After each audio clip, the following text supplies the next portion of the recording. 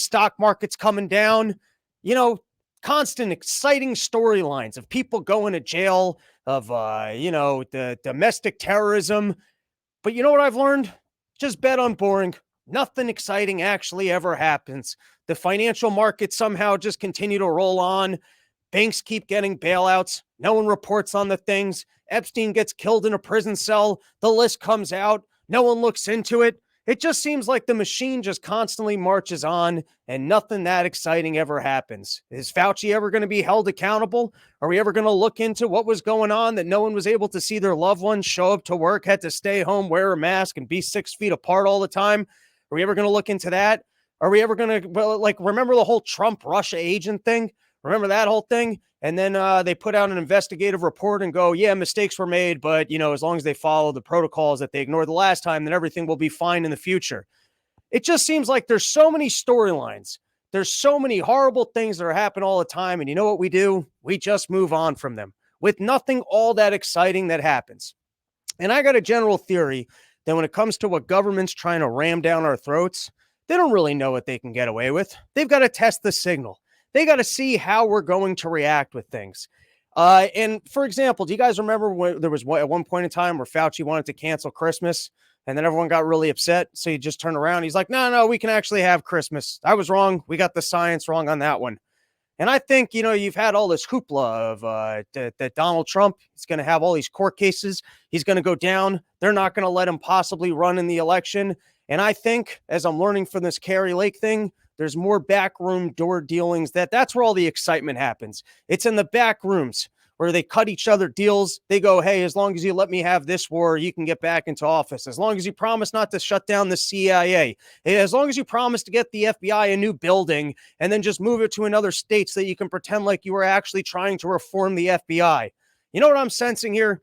I'm sensing that Donald Trump will become the next president. They're not going to rig the thing on him. And there's the backroom door deals that have to go down will go down.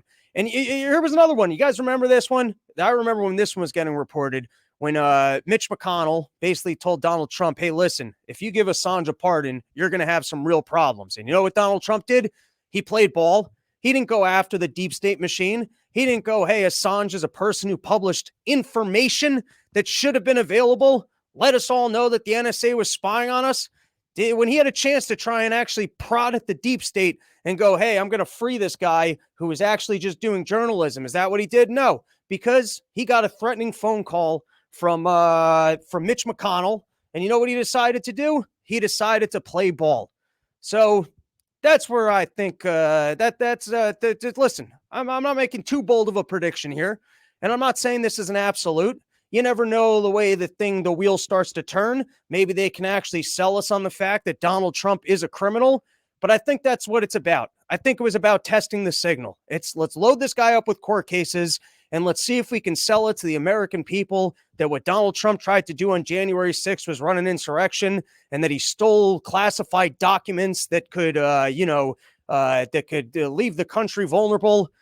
They try these things. They tried the storylines. They tested the signal, and it didn't work. And I think there's not enough public outrage against Donald Trump. If anything, every time they bring some of these court cases, they make him out to be a little bit more of a hero. That's what it seems. It seems like, if anything, they've just managed to boost the man's popularity as he actually is able to play the victim of the machine. Because I've said this about Donald Trump. He's a racist old lady.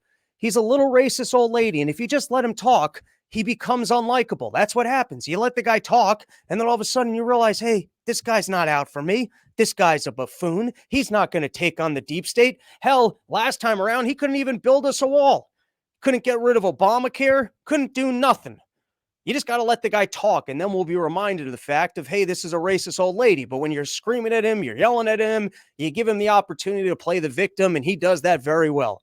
So just at the moment, the way I'm seeing it, I think all these court cases are just going to drift away. I don't think Nikki Haley's going to hang in there till the end, and then they're magically going to put her in. I think that Trump actually has too much support. He's too popular. All these little storylines that they tried to tease us with to make him, paint him out to be a criminal so that they can remove him, I don't think any of them are going to stick. And I think behind closed doors, Donald Trump's going to cut the necessary deals that he has to cut so that he can just be back in power, and the whole thing will just continue to march on. Can I say this is an absolute? Of course not.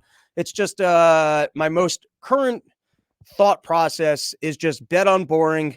Everything exciting happens behind closed doors. All right, let's take a couple comments over here, and then we'll get into our next